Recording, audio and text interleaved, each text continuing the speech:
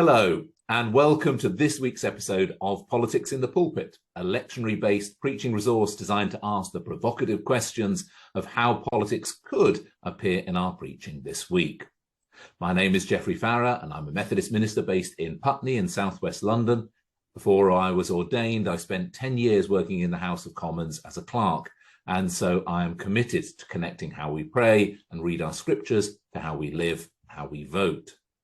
Each week, I'm joined by guests from a different place and space on the pulpit and political landscape. And today, I'm very pleased to introduce Kirsty. Kirsty-Ann Mabbott is a church-related community worker in the United Reformed Church based in Coventry. They are a practical, political, and queer theologian. In 2022, Kirsty had emergency spinal surgery and found they were becoming physically less able-bodied, differently abled, and also gained their postgraduate diploma in contextual theology. Kirsty, thank you so much for joining us today. We know that politics in the pulpit can be a bit of a contentious topic, but we also believe that it's essential that the world around us speaks into our churches. When you hear arguments saying that politics should not form part of our preaching, what's your response?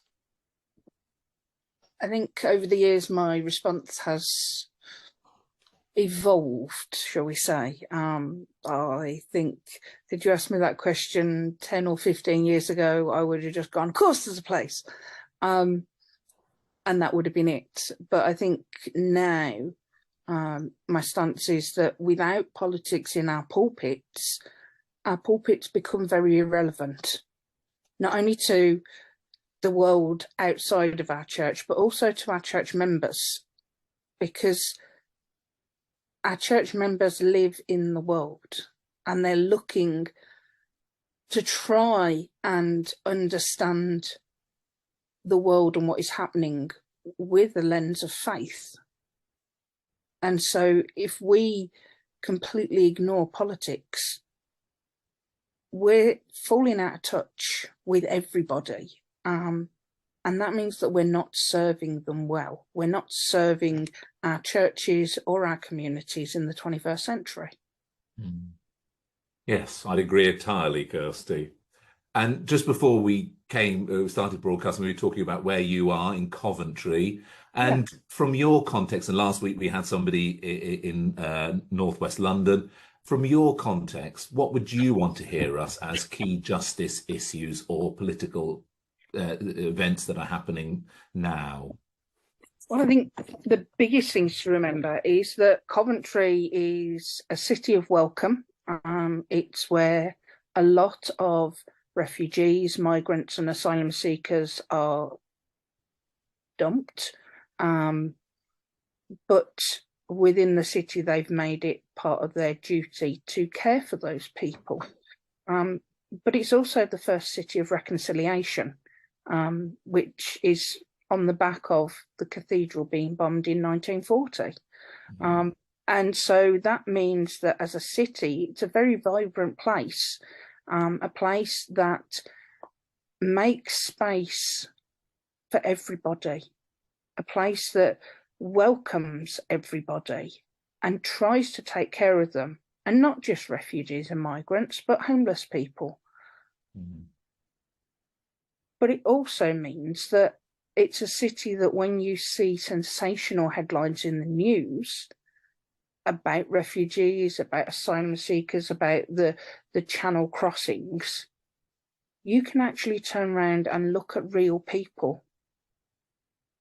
And you can hear their stories. You can hear the reasons why they fled the places that they were born. And that makes it a far more real situation. But it also takes away some of the sensationalism that the media can often portray. But it's not all good news in Coventry. There are issues, and I'm not going to pretend there aren't. There are huge issues with gangs, especially postcode gangs and postcode wars, which makes it difficult for young people in the city.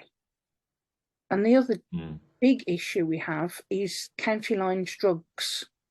And the drugs come from down the county line from Derby which means there are a lot of young people who are in danger of being sucked in to some really, really dangerous situations. And so that's the good and the bad of the city, but it's not the whole story, clearly. I mean, last year we were City of Culture, because we had a lot to offer, and it was felt by the people who decide where it's going to be that Coventry was the city that needed to be selected. And it was good to see Coventry getting positive headlines. Oh, definitely. I mean, it's a young city in the sense of the average age in Coventry, the mean age, if you want to put it, is about 32. So, you know, and that comes from statistics, from censuses and things. And that's partly because of the universities that we have here. It's partly because of the industries that's been here in Coventry. It's partly because of the transient nature of the people that live here. But it means that it's a city that is always on the move. But it's still also discovering who it is as a city on its own, and not just the little sister of Birmingham. Yes, definitely. Okay, well, with all that in mind, and that very interesting perspective, and I think we may come back to some of those issues you mentioned, let's just mention that my JPIT colleagues always give me a little roundup of their expertise and what they think we might want to keep an eye on in the world this week. And some of the highlights, some of the issues they've highlighted include the new government plans for an amendment to the Public Order Bill, which would potentially allow the police to shut down protests even before they've begun, which is proving very contentious. In London, we are thinking very much, and across the country, of course, of the terrible attack on the drive-by shooting at a church near Euston on Saturday night. And we think of the continued missile attacks on Ukraine that most recently have killed at least 35 in a residential building in Dnipro. And we note that we're approaching a year on from that invasion. Within the life of the church, we're coming up, and it's lovely to be speaking to somebody from the United Reformed Church today, a week of prayer for Christian unity between the 18th and the 25th of January. And on the 27th of January, we'll be marking Holocaust Memorial Day. So with all that in mind, let's open our metaphorical newspapers in one hand and our very real Bibles in the other. And we've got 4 readings as usual for the lectionary. We've got Isaiah chapter 9, the people who walk in darkness. We've got 1 Corinthians chapter 1 about the divisions within the church, Matthew chapter 4, the beginning of Jesus' ministry, and Psalm 27. Now, just chatting beforehand, Kirsty and I agreed that perhaps we would set aside 1 Corinthians, which would be a great reading if you're preaching about church unity, but perhaps sits a little bit outside some of the things we're chatting about. And so where would you like to start this morning, Kirsty? I think we'll start with Isaiah. Because... Funnily enough, Isaiah comes in, if you're talking about politics, Isaiah always comes at the top, doesn't he? Well, I mean, I think partly because of the order that I was given the list of readings to take a look at, it was at the top. So I thought we'll just work through them logically. I think the biggest thing about Isaiah, you know, if you're looking at good news, bad news, and what it's trying to say, the bad news in Isaiah was remembering the history, remembering that the land has been previously brought into contempt, remembering, you know, I'm not a huge Isaiah academic. I'm not going to pretend to be, but I know enough of Isaiah to know that, you know, we're talking about a time around when the Israelites were coming back from exile. And so there's a lot of historical memory there. And that's the bad news of it all. but I think the good news is quite obvious in this reading. You know, there's no gloom and anguish anymore. People were in darkness, but now they're in light, and they've seen a great light, and there's increased joy. But the crucial bit is that at the very end, that the yoke of burden has been broken. That God is lifting oppression from people. That people are no longer under that oppressive regime. They're no longer just things, but they're people again.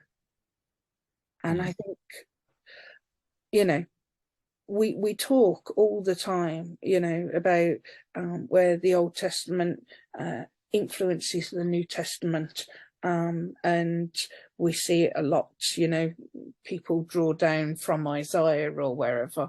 We see it in all of the Gospels. But the bits that we're constantly seeing are the bits that are Isaiah talking about oppression being broken, that people are being freed, that captives are released, that the things that are holding us down, which, you know, is people with and without faith, are no longer in that position. Yes. I mean, we at Barnes Methodist a few years ago, we did Isaiah, which we attempted to do the entirety of Isaiah in Lent, which was a fool's errand we soon come. But what struck me is those bits we don't have in the lectionary, and what incredibly powerful and words and prophecy there is in Isaiah, and really, you know, really hard on the rulers of his day, and spares absolutely there's no holding back. He says it as it is, and the rich and the powerful get it.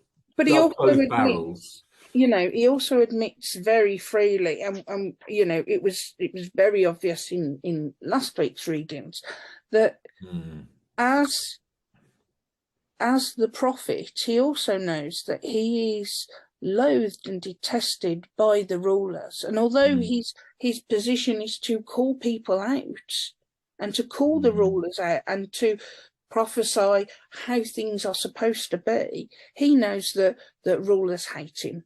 He knows that the leaders are not his biggest fan, and he despairs about that at times. He really does. But in the same way, God is giving Isaiah these words to the people about oppression being lifted. He's also doing that to Isaiah in the way that Isaiah, you know, he sits there at various points throughout his writings and goes, this isn't working, and I can't do this, and I keep failing, and it's just not fair. At which point goes, it's okay, and here's a bigger job for you. Which, you know, is great in some respects, but I'm pretty sure if I was Isaiah, I'd be going, that kind of wasn't what I was working at, God. I was looking for a get-out clause. But that's the thing, God doesn't give us a get-out clause. God doesn't give any of us a get-out clause. But God does keep calling us to do that job, to lift the oppression from the people, to break the yokes. And we spoke before the broadcast about the people who walk in darkness, and how that image of the darkness and the light so powerful. And really, I mean, so Isaiah speaking very much to his own time as prophet, but also we find to ours. The 2000, you know, ever since people have found it speaking to their own time. And you've mentioned already in Coventry, you said, but I mean, who are the people you think, you know, if we were preaching on this, who might you wish to say people who are walking in darkness and who need to see a bit of light? To be honest, I think it can be some of our own church members, because being a Christian doesn't free you from struggling, whether it be emotionally and mentally or physically.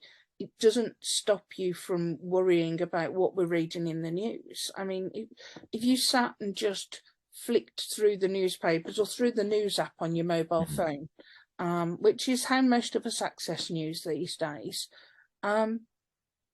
you could very, very quickly become downhearted and thinking, well, it's all just over, isn't it? You know, we're just going to destroy ourselves or blow ourselves into a nuclear oblivion. But there is something about our faith that tells us that God does not abandon us, but also doesn't let us off the hook and expects us to do something.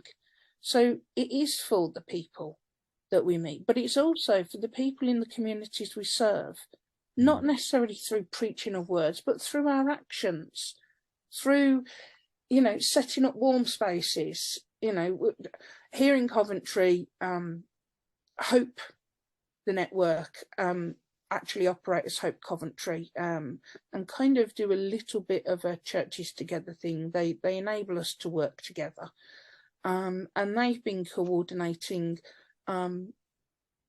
ensuring that all the churches that were offering warm spaces were signing up to the warm spaces network. Those warm spaces have made a difference to people, maybe not in the numbers that people expect.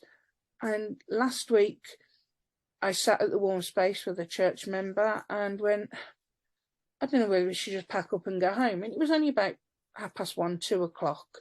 And the church member went, no, we said we'd be here till 5. And I went, but nobody's coming. And she said, but when people do come, we need to be here. And it was a reminder to me, because even as people set aside for ministry, we need to be reminded sometimes that, you know, we also can fall into despair. And that church member reminded me that we might not be getting hundreds of people coming through the doors, but the ones that do come in on the days they come in value it so much, in the same way that the Salvation Army temporary housing up the road from the church, you know, have been sending some of their folk down on their first day, before the key worker can meet with them, so that they can get some food. We don't run a big food bank or anything. We just keep a box with some bits and pieces in. And again, those guys haven't come asking for money or things like that. They are simply looking for a bag of food until they can get a food voucher and sorted with their benefits. For them, it's made a massive difference. So a little bit of light in a lot of darkness. In a lot of darkness. Yeah. Can make a huge difference. Yeah, we're going to have to make. I got told off last week for not getting through the lectionary reading, so we must make progress. So I'm sure we'll keep coming back to all those things. Yeah.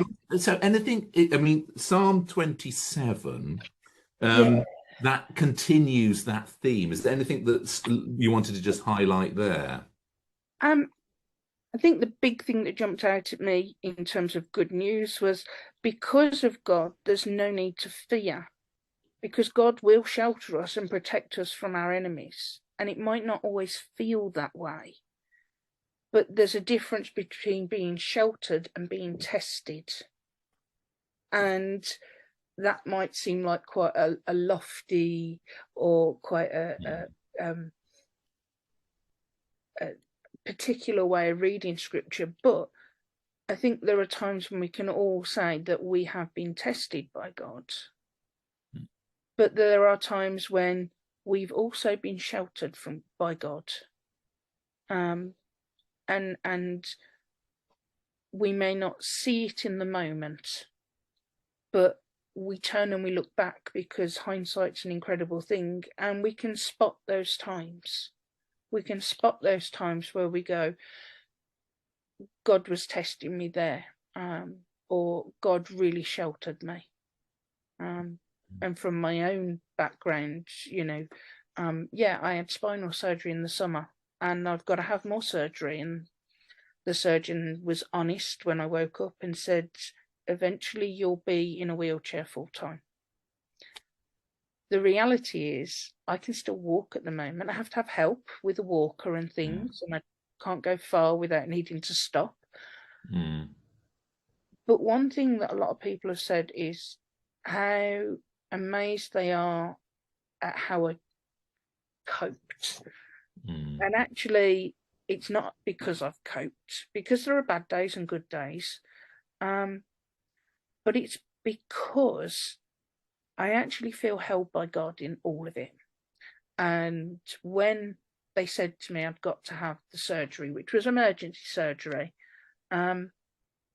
most people kind of go, oh, I wasn't expecting this, and panic and think. And actually, I just felt calm because I knew God was there. And that's that time of being sheltered by God. And I think that's what we take from it, that God answers cries for help and answers our calls, but not always in the way we expect. And it's incredible that you're able to share that experience with us today. So thank you, Kirsty. Very, I'm sure we can't imagine what the summer must have been like for you. Wasn't the summer I'd planned. No, got lots of plans for the church project, but the church managed a lot of them without me, which is also good. And that highlighting that verse in so Psalm 27 verse 5, where he will hide me in his shelter in the day of trouble. And we could think about what shelter means for so many different people in our community, in our world today, and that physical need for shelter. And the problem, so much we could go into there. Oh, definitely. Let's just think about that last reading, the gospel reading. So Matthew 4, verses 12 to 23. And I'm ashamed to say it's one of those things where I picked it up and I thought, I can't remember preaching about this ever, because I'm sure I've preached a lot about it from Mark at the beginning of his ministry, and certainly from Luke in the synagogue. But yes, and interesting that link, very clear link with the prophecy in Isaiah. Anything you'd like to? Geoffrey, I read it and went, I don't think I've ever preached on this. What happened? Mutual confession time. So is there anything that struck you particularly from that? I think the big thing that struck me was we see it, we talk all the time about, Jesus encounters Peter and Andrew and James and John, and he says, follow me, and they follow. But when you read it in Matthew, you suddenly realise they gave up everything to answer the call. They got up from the work they were doing, from their families, from their livelihoods, their families depended on, and they kind of just jacked it in and went, yeah, right, then we'll come with you. That was bold, and it was very trusting, and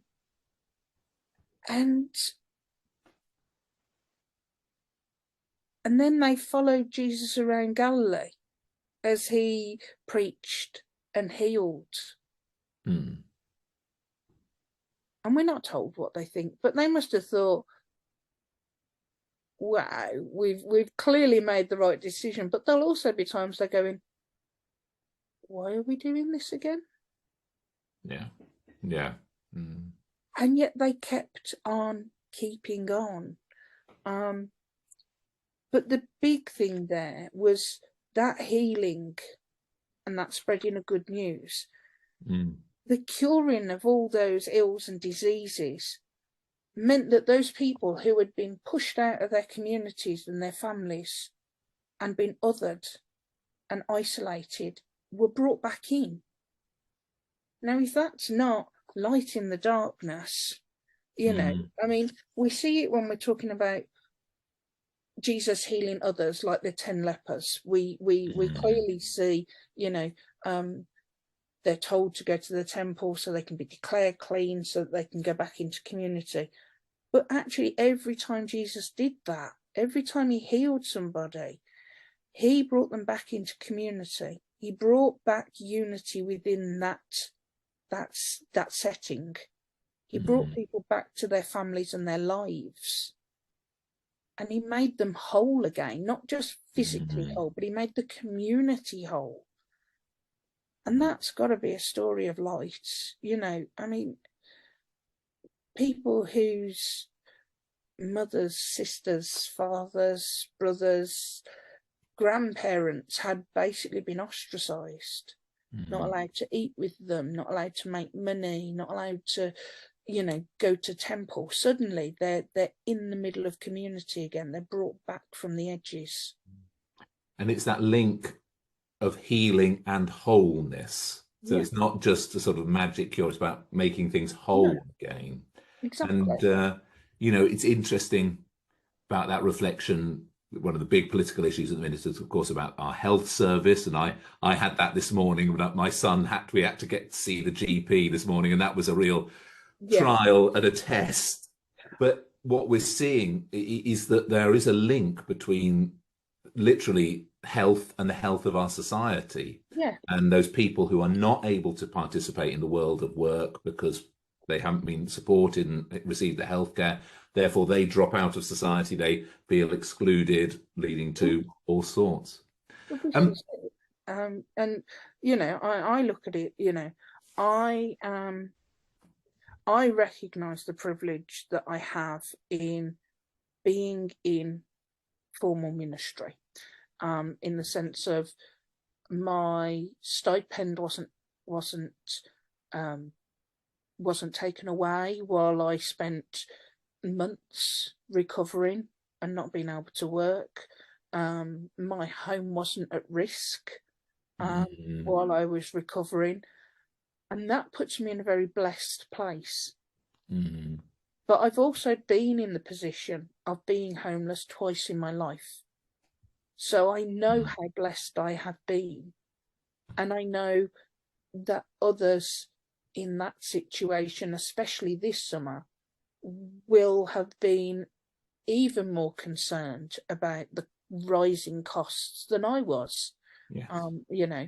Because we hold our hands up and we say, a stipend enables us to do ministry and not have to work. But we also hold our hands up and say, a stipend doesn't make us rich. So yes, we have all been worrying about the cost of living, but there are people who have suffered so much more through it than I have. And there are people like our politicians who haven't suffered at all and are really, unfortunately, very out of touch with what it actually feels like to be in that position. And I think that, and that's something perhaps that Isaiah would have very strong views on. Now, can exactly. I ask just one last question, I think, to sort of, as we prepare to wrap this up? We've talked a lot about light and darkness and Jesus speaking, directly fulfilling the prophecy there in Matthew. And this is something we touched on last week with our guest. And I gave that old adage about the preacher's job being to comfort the afflicted and to afflict the comfortable. Definitely. To what extent do you think we should be, because you talked a little about looking at news on your phone, and there's that new verb, doom scrolling. People getting very, very, studies showing people getting really overwhelmed by the amount of news. To what extent is it our job as preachers, do you think, to show people the extent of the darkness? So to say, to open people's eyes to the suffering, to the climate crisis, to those things, say, this is, these are really, it is dark out there, folks. And to what extent is it our job to say, to focus on the light and to bring the light? Do you think there's is there a balance to be struck there? I think there is, and I think the balance is making it human.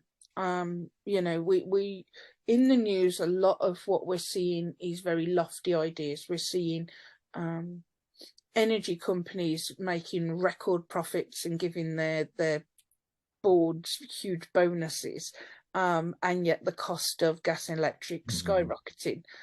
But actually, let's make the issue human. Rather than just focusing on the doom of the news, let's tell the story of a person.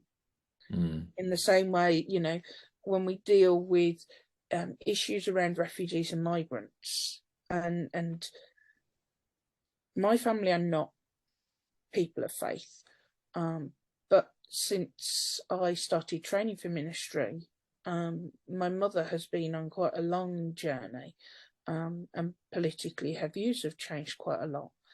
But that changing has not been because I've kept hammering home that the Conservative government don't care about us, or that so-and-so is a bad politician, or that's corrupt.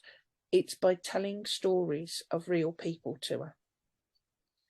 Making refugees and migrants, not that, oh, they got £6,000 TV and a huge mansion house, and it's telling her the stories of the people I encounter in an anonymous way. Telling her about the homeless folk that we worked with at the night shelter, and you know, the struggles they've had. It's putting a face on an issue. That's what we need to do. But we need to do that for positive stories as well. We need to, there are places you can go. There's a whole bunch of new newspapers that celebrate only good news stories, you know. HuffPost have one that's just specifically, I think it's HuffPost Good News, and there's a whole bunch of other ones where you know, there's the happy newspaper and positive news, and if you type that into Google, you'll get positive news stories. But the difference is those positive news stories are about individuals. And that's what we need to be doing, both the good and the bad. We need to be putting a face and a real story, not just a whole generalised issue onto the situation. And I think that's how we make it different. Well, I think that's a great place to finish, Kirsty, on the power of story and the stories of hope, stories of light. Yeah. Well, thank you so much, Kirsty, for coming on and sharing your wisdom and reflections with us today. And thank you especially for sharing very painful stories of your own life there. And thank you to the rest of us for joining us and to thinking about whether we should be preaching politics in the pulpit this week. If you enjoyed this episode of Politics in the Pulpit, please leave us a review wherever you listen to your podcasts and share this episode with your friends. We also have online spaces for further engagement and discussion about faith and politics on Twitter at @pulpit_politics or using the hashtag politics in the pulpit. We also have a Facebook group which you can access through the Joint Public Issues Team's Facebook page and the website jpit.uk. That's jpit.uk.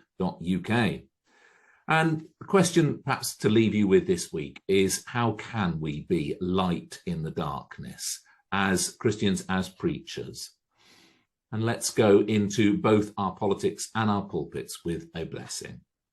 May you be anointed with God's Spirit as you bring good news to the poor, proclaim release to the captives, help people to see the world truthfully, and let the oppressed go free. Amen. Thank you very much. Thank you, Kirsty. Goodbye and see you next week. Bye-bye. God bless.